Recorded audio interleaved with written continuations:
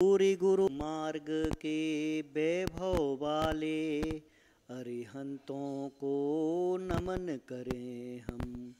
नित्य निरंजन आनंद दाता सिद्ध प्रभु को नमन करें हम।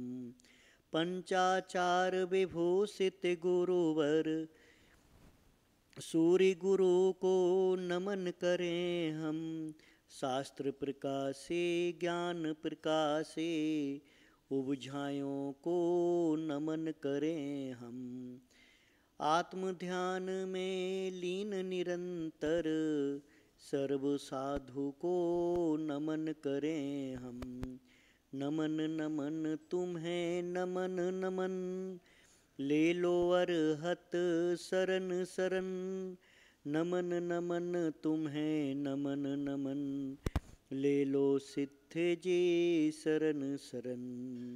नमन नमन तुम्हें नमन नमन ले लो सूरी शरण शरण। नमन नमन तुम्हें नमन नमन ले लो बुझाए शरण शरण। नमन नमन तुम्हें नमन नमन ले लो साहू शरण शरण। पंचाचार विभूषित की जो श्रद्धा भक्ति उर्धारे ऐसे पंच परम पद धारी हम सबको भी मोक्ष दिलाएं। अनंतान सिद्ध परमिष्टि भगवान के 24 तीर्थंकर भगवान के पंच परमिष्ठि भगवान के 3 कमनौकुड़ मुनिराज के द्वादशांग जिनवाणी माता के परम पूज्य आचार्य श्री महावीर कीर्ति जी गुरुदेव के परम पूज्य आचार्य श्री विमल सागर जी गुरुदेव के परम पूज्य आचार्य श्री गणाधिपति गणधराचार्य कुंदू सागर जी गुरुदेव के परम पूज्य वैज्ञानिक धर्माचार्य श्री कनक नंदी जी गुरुदेव के परम पूज्य प्रज्ञाशरण आचार्य गुरु श्री देव नंदी जी गुरुदेव के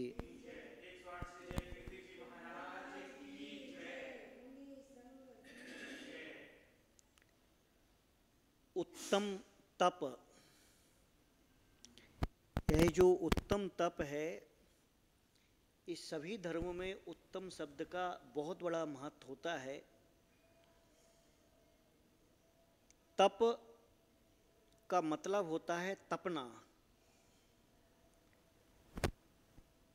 तपने का मतलब सभी लोग जानते हैं सामान्य रूप से कि कठोर परिश्रम करना या जो बिजली आदि या अग्नि आदि के माध्यम से किसी वस्तु को गर्म किया जाता है, तपाया जाता है, या धूप आदि में किसी वस्तु को तपाया जाता है, इसमें सीधा सा अर्थ है कि उस वस्तु के स्वरूप को चेंज करना, उस वस्तु का ट्रांसफॉर्मेशन करना। जो वस्तु है वो ट्रांसफॉर्म होना, यानी तप। तप का मतलब ये होता है। अगर वस्तु ज्यों की त्यों है और मैंने बोला कि ये तपाई गई है, ये इसका तपन हुआ है, और वस्तु ज्यों की त्यों है, तो यह सरासर झूठ है, तपन नहीं हुआ। अब इस जीव ने अनादि काल से आज तक इस संसार में ज्यों का त्यों अगर है, तो इसका मतलब ये है इसने आज तक कभी तप नहीं किया है, ट्रांसफॉर्मेशन नहीं हुआ है। और अगर ये 4 गतियों में से 2 गतियों में अच्छी पोजीशन में है, तो कहीं ना कहीं से इसका ट्रांसफॉर्मेशन हुआ है, इसका तप हुआ है, उसके पश्चात ही यहां तक पहुंचा है। और जिन्होंने उस तप को परिपूर्ण कर लिया है, उस तप के कोर्स को जैसी जैसी प्रक्रिया थी वैसी वैसी संपन्न कर ली है, तो वो सिद्ध भगवान बन गए। इस तप की जो विधि है, इस तप की जो प्रक्रिया है, इस तप का जो सिस्टम है, वो जैन शासन में ही बताया गया है कि बाह्य तप होता है और अंतरंग तप होता है। बाह्य तप जो होता है उसे बाह्य इसलिए कहा गया है क्योंकि उसे बहुत लोग कर सकते हैं, वह करना सरल है, या जो तप बाहर से दिखता है उसे बाह्य तप कहते हैं। जो बाहर से सबको दिखता है, सबके देखने में आता है, सबके जानने में आता है, वो बाह्य तप। और बाह्य तप सबको बहुत लोग कर सकते हैं, ये कठिन नहीं है, ये सरलता की कोटि में रखा गया है। तथा ये जो बाह्य तप है इसे केवल जैन करते या जैन कर सकते ऐसा नहीं है। बाहर के लोग जो अन्य मत को मानने वाले हैं, अन्य धर्म, अन्य संप्रदायों को मानने वाले हैं, ऐसे लोग भी बाह्य तप को करते हैं और वह तप सबको दिखाई देता है। वह बाह्य तप 6 प्रकार का कहा गया है हमारे यहाँ पर। सबसे पहला कहा गया है अनशन। अनशन यानी असन नहीं करे, असन यानी भोजन, भोजन नहीं करना। इसका शब्दार्थ क्या है? भोजन नहीं करना। 4 प्रकार के जो भोजन हैं उनको नहीं करना, वो हो गया अनशन। अब ये जो अनशन है ये जैनों के साथ में नॉन जैन लोग भी, या जैन मत, जैन संप्रदाय को मानने के साथ में अन्य संप्रदायों में भी उपवास आदि अपने अपनी विधि से, अपने अपने सिस्टम से, अपने अपनी मान्यता से, अपने अपने हिसाब से करते, उपवास की मान्यता है। तो ये बाह्य तप में सबसे पहले रखा है कि इसे किया जा सकता है। कई बार तो उपवास मजबूरी में होता है, सारे दिन दुकान पर बैठे, सीजन चल रहा है, अब भोजन नहीं कर पाए, पानी पीने का भी समय मिला, तो शाम को आदमी बोलता है भैया आज तो यार मेरा उपवास हो गया। या फिर दूसरे लोग बोलते भैया तू तो आज इतना ज़्यादा बिजी था धंधे में, पानी में, कि आज तेरा पूरा उपवास हो गया, आज पानी भी। हाँ बोलता हमने पानी भी नहीं पिया आज तो। ये बाह्य तप है। ये क्या है? तथा जैन धर्म में जन्म लिया हुआ व्यक्ति या अन्य धर्मों में जन्म लिया हुआ व्यक्ति, देश में जन्म लिया व्यक्ति या विदेशों में जन्म लिए व्यक्ति, विदेशों में वो उपवास को बोलते फास्ट। आज बोले मेरा फास्ट है। फास्ट का मतलब क्या होता है?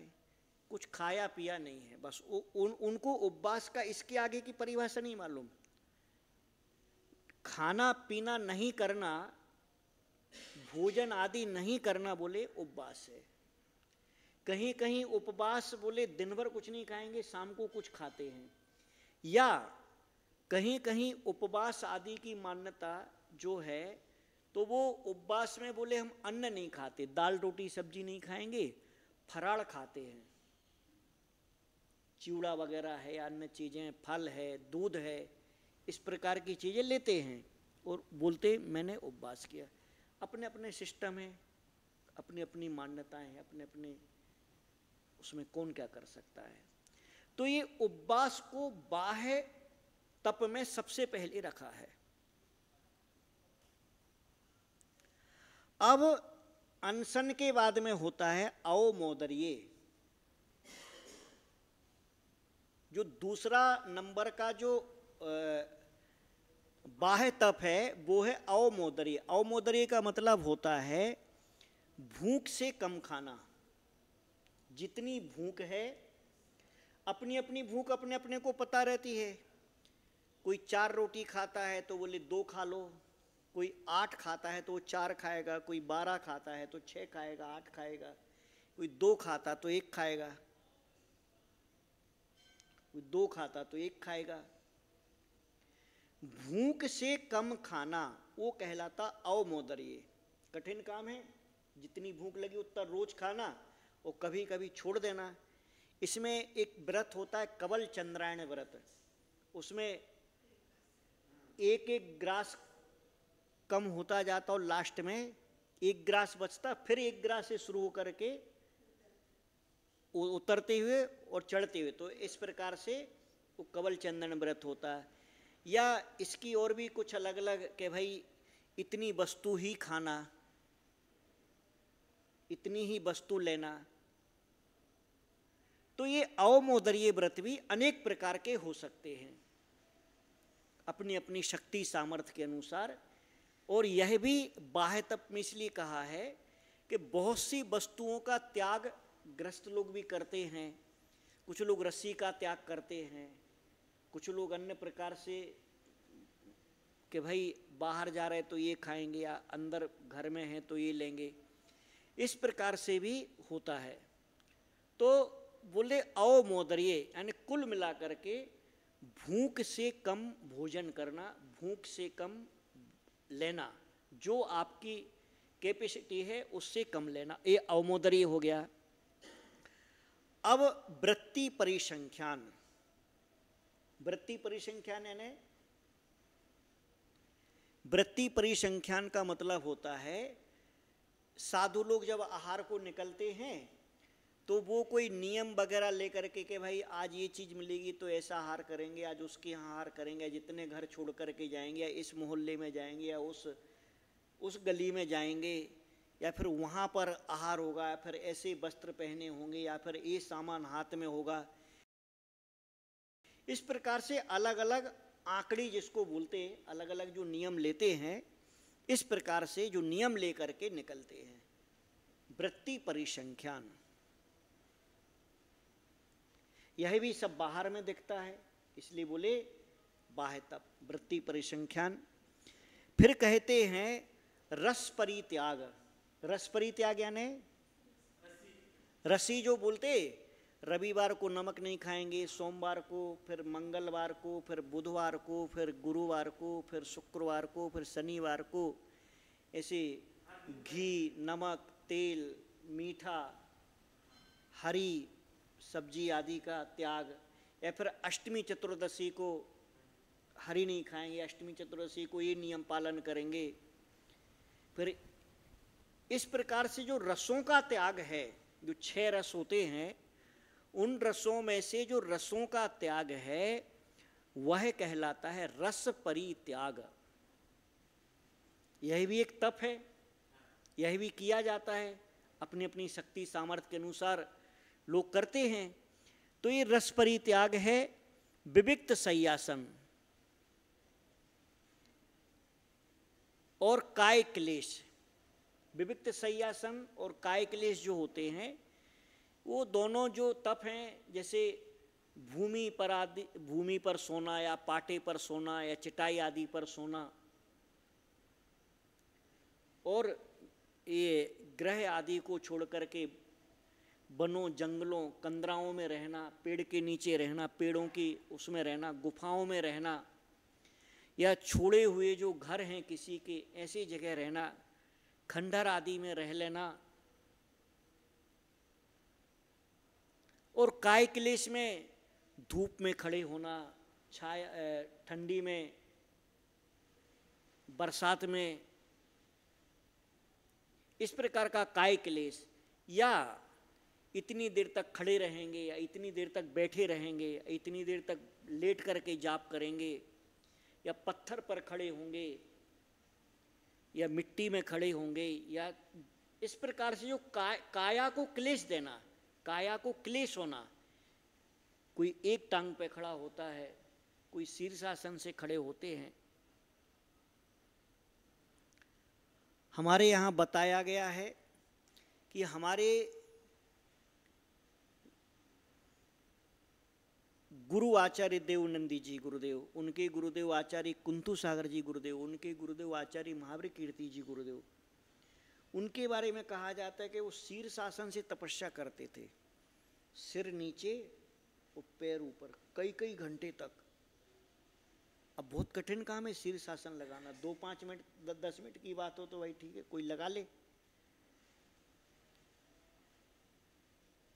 फिर कई बार सड़क के किनारे या खेत के बीच में या सूरज जहां तप रहा वहां पे खड़े होना। फिर पद्मासन से तीर तक बैठ गए। तो इस प्रकार से अलग अलग प्रकार का काय क्लेश होता। काय क्लेश के बहुत से भेद हो सकते हैं। अलग अलग बैठने की मुद्राएं होती, बैठने के अलग अलग आसन होते हैं। तो यहां पर कहने का मतलब है कि 6 प्रकार के जो बाह्य तप होते हैं वे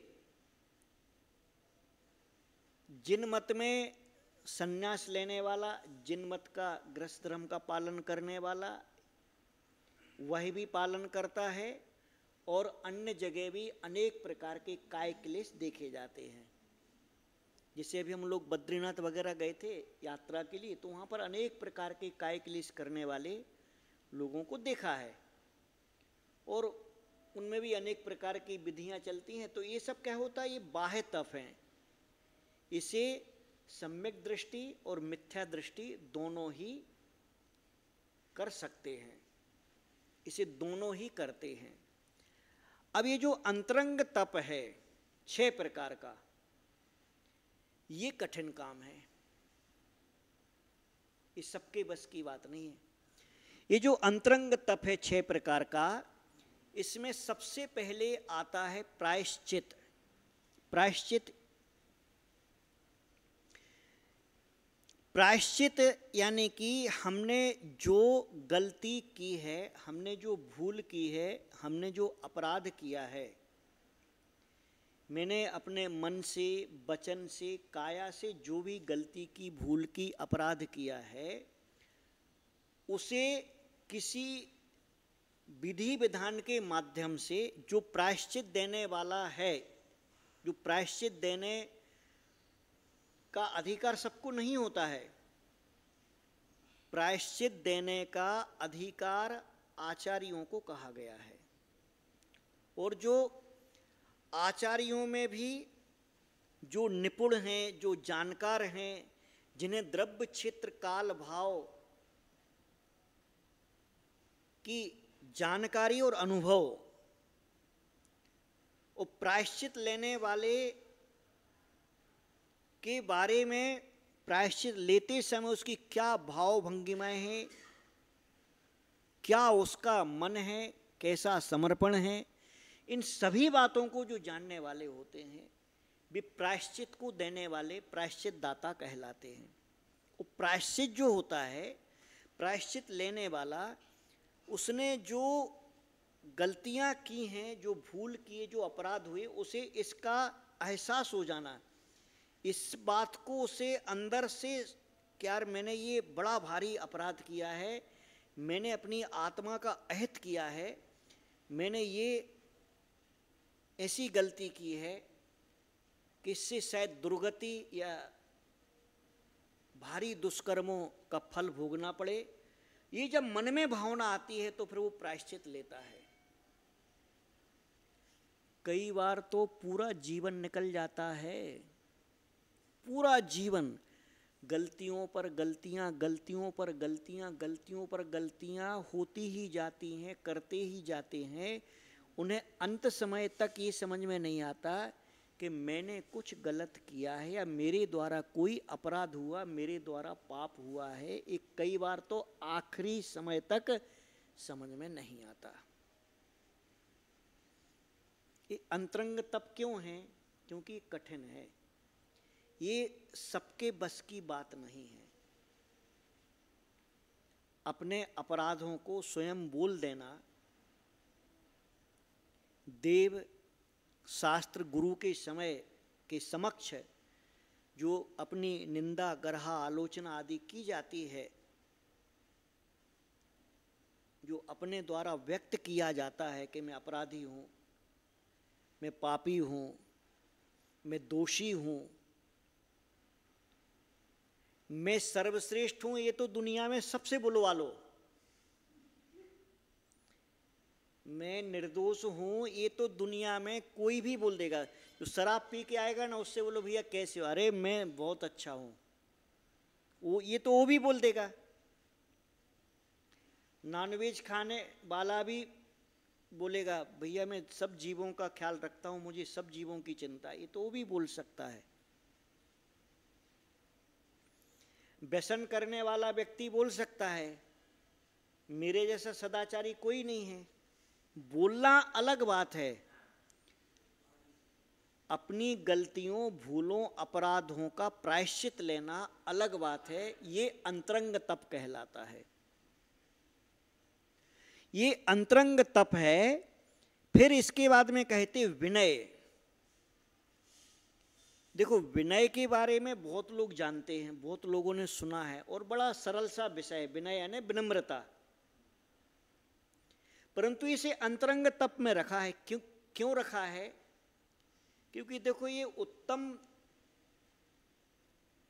मार्दव धर्म के दिन बताया गया था कि दगाबाज तीनों न में चीता चोर कमान, माने झूठ बोलना, झूठ बोलना कि जो ठग होता है ना, दुनिया में सबसे ज्यादा विनम्रता किसके पास मिलेगी?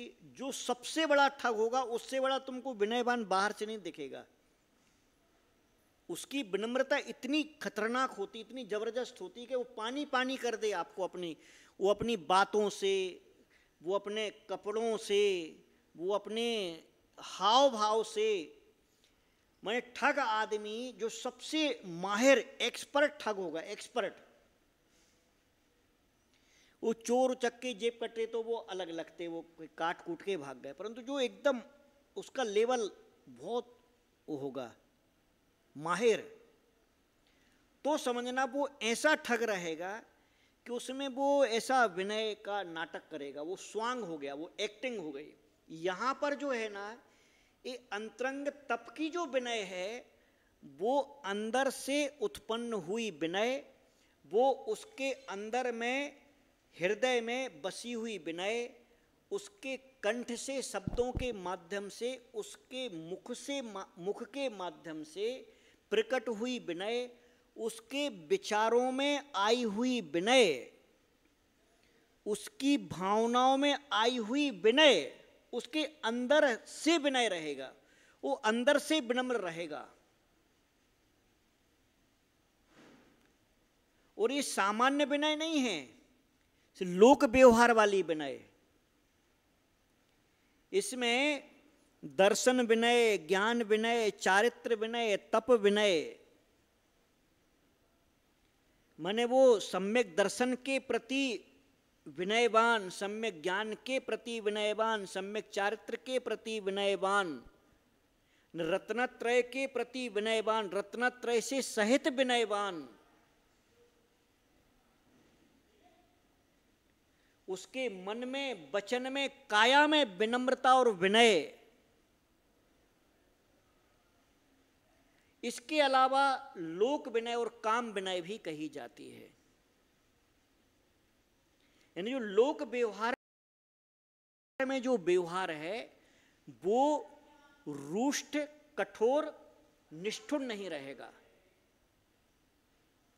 अब यहां पर ये मत गलत अर्थ लगा लेना कि वो अनुशासनहीन रहेगा सबके प्रति, जहां जैसा, ऐसा नहीं।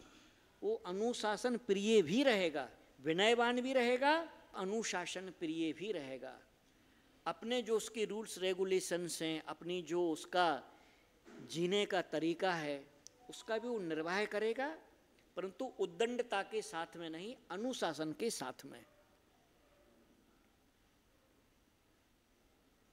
ये विनय का यहाँ पर जो अंतरंग तप में जो विनय है उसका संबंध मूलतः धर्म और मोक्ष से है कि जो सद्ग्रस्त रहेगा, जो धर्म का पालन करने वाला या धर्म को चाहने वाला रहेगा, ऐसा ग्रस्त और ऐसा साधु,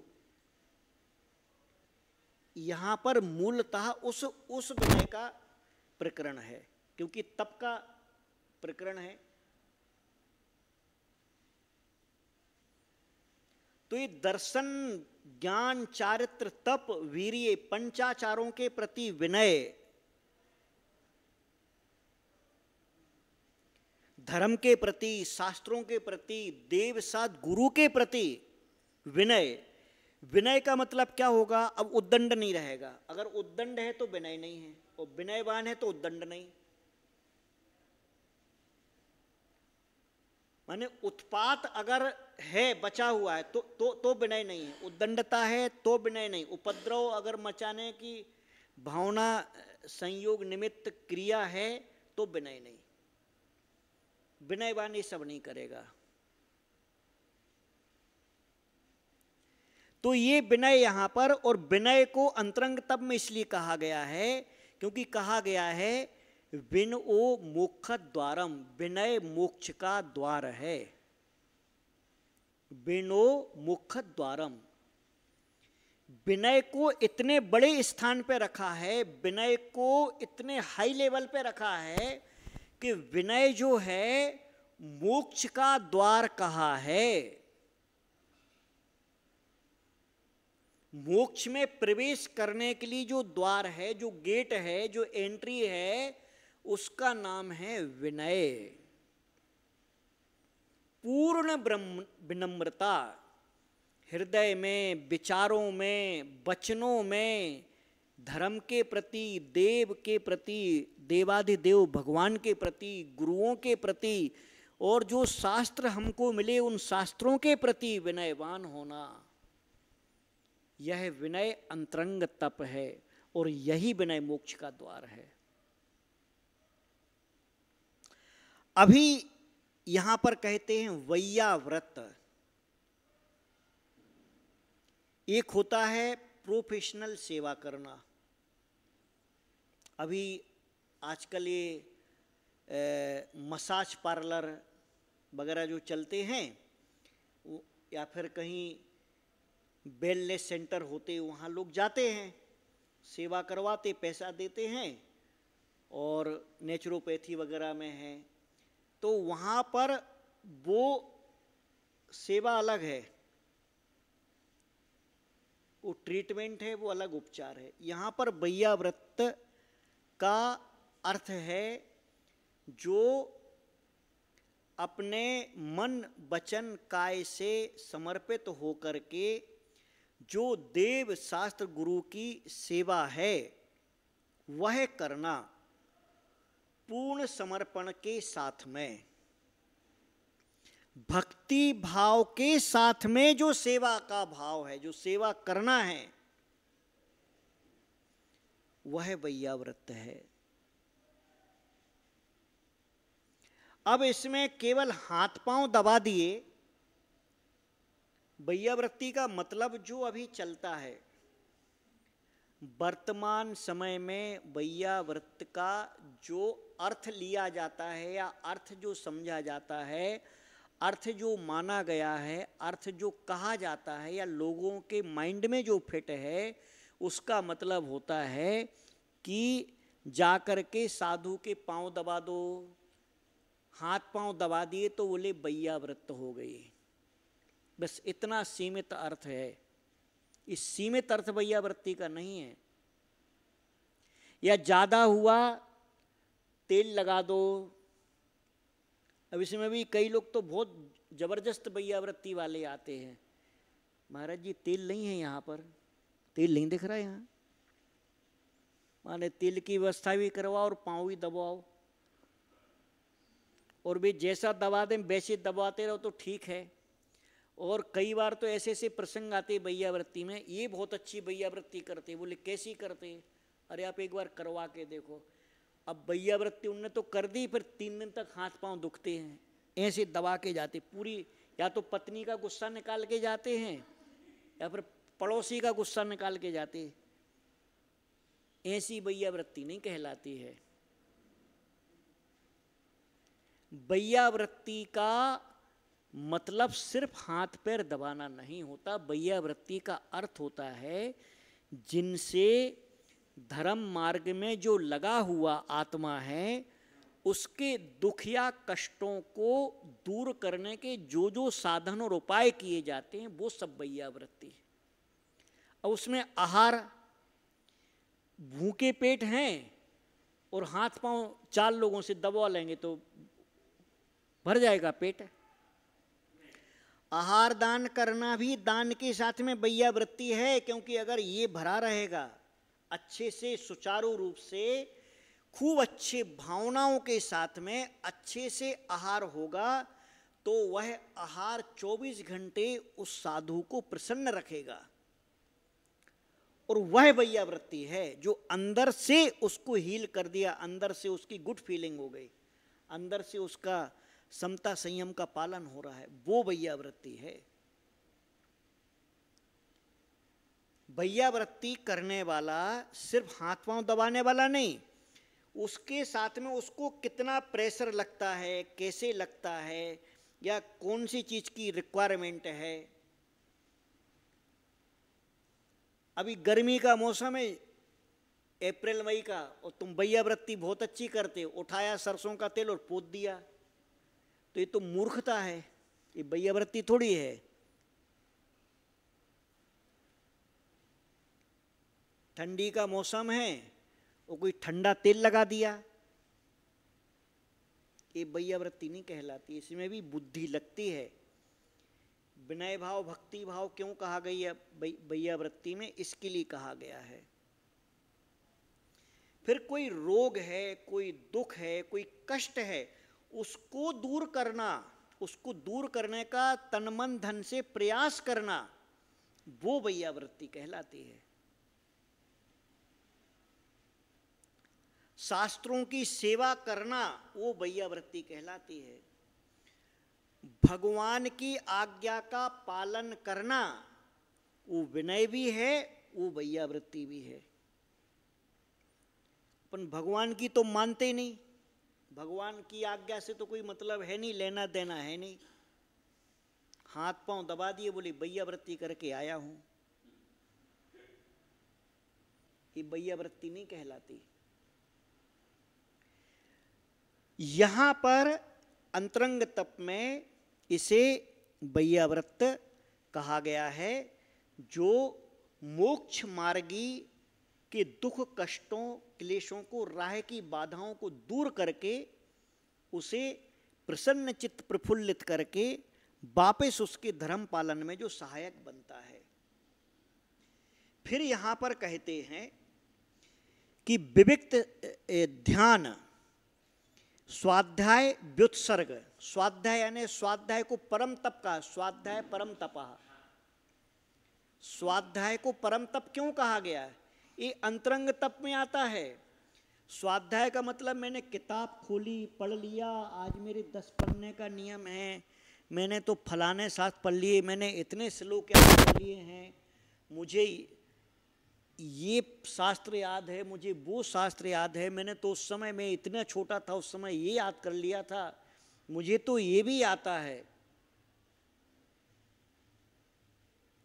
स्वाध्याय का अर्थ यहां पर समझना कि स्वाध्याय अंतरंग तप में लिया है, और क्यों लिया है, क्योंकि इसमें भी आपका विनय भाव, समर्पण भाव चाहिए।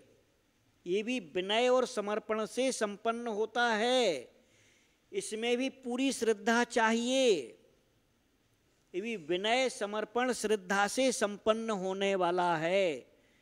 ये स्वाध्याय पूरी श्रद्धा से के बाद में वो स्वाध्याय परम तप बनता है।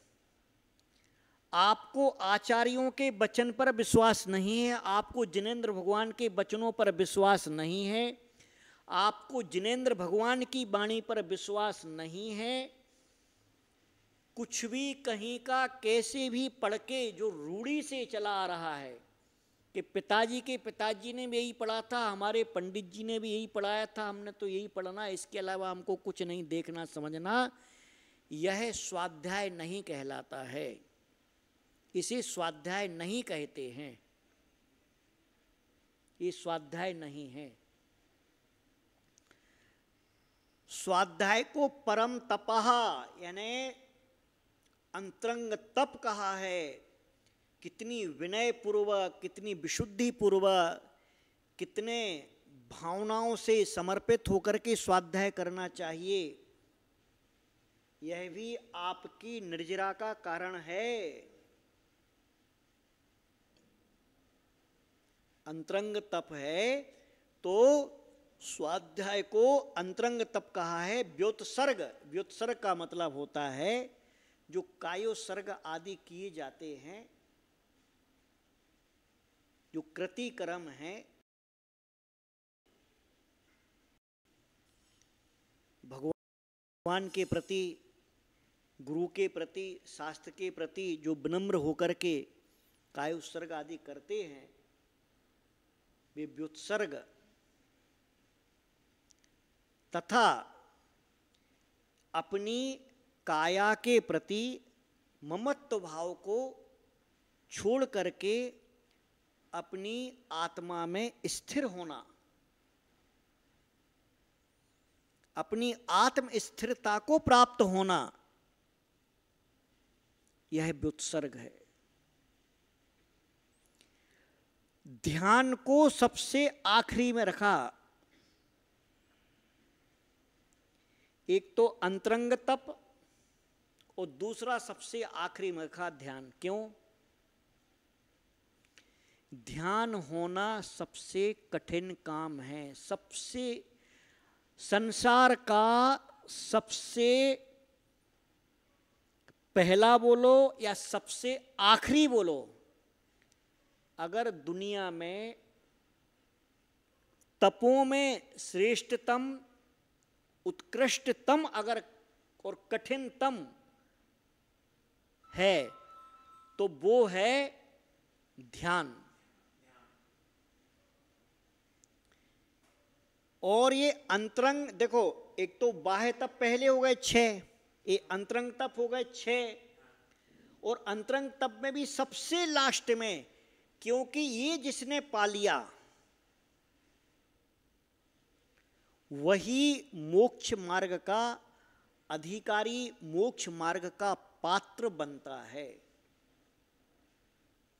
बिना ध्यान के मोक्ष की प्राप्ति नहीं होती है। बाकी तो इधर का उधर, किसी ने स्वाध्याय किया, किसी ने व्युत्सर्ग किया, किसी ने विनय करी, किसी ने वैयावृत्ति करी,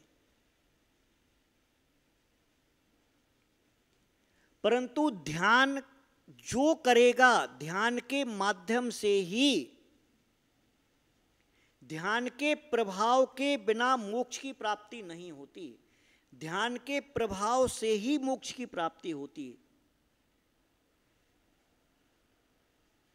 और आर्त ध्यान और रौद्र ध्यान तो पूरे संसार में प्रत्येक प्राणी, यानी कोई भी जगत का ऐसा कोई प्राणी नहीं होता जो ध्यान नहीं करता हो। बिना ध्यान के कोई रहता ही नहीं है। परंतु वो आर्त ध्यान है, रौद्र ध्यान, जो कि त्रंच गति या नरक गति के कारण होते हैं। अब ये जो यहां पर जिस ध्यान की बात है, अंतरंग ध्यान की बात है, वो सिर्फ और सिर्फ धर्म ध्यान की बात है। धर्म ध्यान के बाद में शुक्ल ध्यान की बात है। ये धर्म ध्यान जो होता है, शुक्ल ध्यान जो होता है, वह सिर्फ सम्यक दृष्टि के लिए होता है। सम्यक दृष्टि के अलावा मिथ्या दृष्टि अगर धर्म के नाम पर करता है, ध्यान आदि की बात करता है या बोलता है, तो वह सिर्फ अपने मन को, शरीर को, अपनी बॉडी को रिलैक्स करता है। वो रिलैक्सेशन के लिए अनेक प्रकार के काम कर सकता है। आत्मा के लिए, आत्मा के हित के लिए, आत्मा के उपकार के लिए तो धर्म ध्यान ही होता है। धर्म ध्यान के बाद में फिर शुक्ल ध्यान आता है। तो अंतरंग ध्यान में जिस ध्यान का नाम है वो धर्म ध्यान है, और धर्म ध्यान सम्यक दृष्टि के लिए होता है। धर्म ध्यान के बिना और चौथे गुण स्थान के पहले नहीं होता है। क्योंकि सम्यक दृष्टि जो अवृत सम्यक दृष्टि है उसका गुणस्थान चौथा है, तो उसके पहले धर्म ध्यान की कल्पना कहीं पर भी नहीं है। पूरे संसार में, पूरी दुनिया में, पूरे जगत में अगर ध्यान के बहुत बड़े बड़े सेंटर खुले, मेडिटेशन सेंटर, मेडिटेशन शिविर, मेडिटेशन वो सेमिनार, मेडिटेशन कैंप लगते हैं। अभी आजकल तो मेडिटेशन के नाम पर क्रूज के ऊपर 5 स्टार होटलों में वो डेजर्ट यानी रेगिस्तान में कैंप लगाते हैं। अनेक जगह जा कर के अनेक प्रकार के ध्यान के बारे में वहाँ पर बताते। बोले आप ऐसे बैठ जाओ, रीढ़ की हड्डी सीधी करो, गर्दन सीधी करो, ये तो सामान्य चीजें हैं। ये आपके शरीर तक ठीक है। जब धर्म ध्यान की बात आएगी उसमें सम्यक दर्शन सबसे पहली शर्त है, चौथा गुणस्थान कम से कम, ये पहली शर्त है। उसके बाद में ही वह धर्म ध्यान अंतरंग तप बनता है। ये कठिन है। कठिन क्यों है? क्योंकि अनादि काल से हमने जिस ध्यान को किया है वो ध्यान आर्त ध्यान और रौद्र ध्यान रहा है। कभी उसका वेग, उसका प्रेशर, उसकी इंटेंसिटी, उसकी तीव्रता कम रहती, कभी ज़्यादा रहती। परंतु धर्म ध्यान के बिना कभी किसी का कल्याण नहीं हुआ है। इस अंतरंग तप के बिना कभी किसी का कल्याण नहीं हुआ है, यह निश्चित है। इसलिए ये जो तप कहे गए हैं, अंतरंग तप और बाह्य तप, ये सभी जीवन में हमने जैसे कि पहले कहा था, जो तप जो होता है वो ट्रांसफॉर्मेशन के लिए होता है। आपने अगर मिर्ची सूखने रखी है धूप में, अगर वो सूख गई है, कड़क हो गई है, तो तपी है। और अगर गीली है ज्यों की त्यों, तो उसको तपन नहीं लगी, वो तो ज्यों की त्यों, उसमें ट्रांसफार्मर हुआ ही नहीं है। आपने जीवन में बोला कि मैंने तप किया है और परिवर्तन नहीं हुआ है, तो आपने तप नहीं किया है। तप का मतलब होता है परिवर्तन, चेंजिंग, जो अवस्था है उससे अलग हो जाना। सोना तो वो पत्थर में रहता है, खदान में रहता है, निकालने के बाद में उसको कितना तपाया जाता है, फिर उसको तपाने के बाद उसका वेस्टेज मटेरियल अलग किया जाता है, ये अलग किया जाता है, तब जाकर के वो 24 कैरेट का बनता है। फिर 24 कैरेट का बनने के बाद भी उसके जब आभूषण बनाए जाते, फिर तपाया जाता है, फिर फोल्डिंग मोल्डिंग होता है, फिर ठोका पीटा जाता है, फिर पॉलिश होता है, तब जाकर के वो सिर पे बैठता है। तो 3 लोग के सिर पर जिसको बैठना है, यानी सिद्ध भगवान बनना है, उसको सोने की प्रक्रिया से गुजरना होगा। संसार है सोने की खदान, जीवों से भरा हुआ, और उससे निकलने के बाद में जो तपता है, बार बार फोल्डिंग वोल्डिंग पा करके, और घबरा जाए कि हम नहीं तपेंगे, हमको मत तपाओ, और मान लो खदान से निकालने वाले उसको वापस खदान में डाल दिया, तो वो तो खदान में पड़ा रहेगा। इसलिए जिस प्रकार सोना समर्पित होकर के उस आग को, उस तपन को स्वीकार करता है, फोल्डिंग मोल्डिंग की प्रक्रिया से गुजर करके वह सिल्ली बनता है, बिस्किट बनता है, फिर आभूषणों को बनने के लिए फिर वापस पुनः तपता है, फिर वह सज करके अलंकार बनता है, आभूषण बनता है, शोभा को प्राप्त होता है। इसी प्रकार से यह जो तप होता है, जीव का जीवन शोभा को प्राप्त होता है तपस्या के द्वारा, तपस्या के माध्यम से। इसलिए जीवन में जिसके लिए ऐसी इच्छा है, मन में भावना है कि मैं सामान्य से असामान्य बनूं, कॉमन से अनकॉमन बनूं, जनरल से स्पेशल बनूं और लोएस्ट कैटेगरी से हाईएस्ट कैटेगरी में पहुंचूं, उनके लिए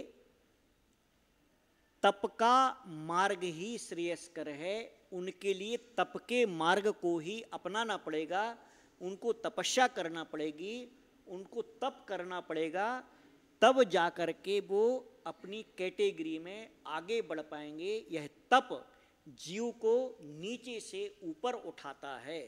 पंच परमेष्ठी भगवान की बोलो। आचार्य गुरुवर से देव नंदी जी गुरुदेव के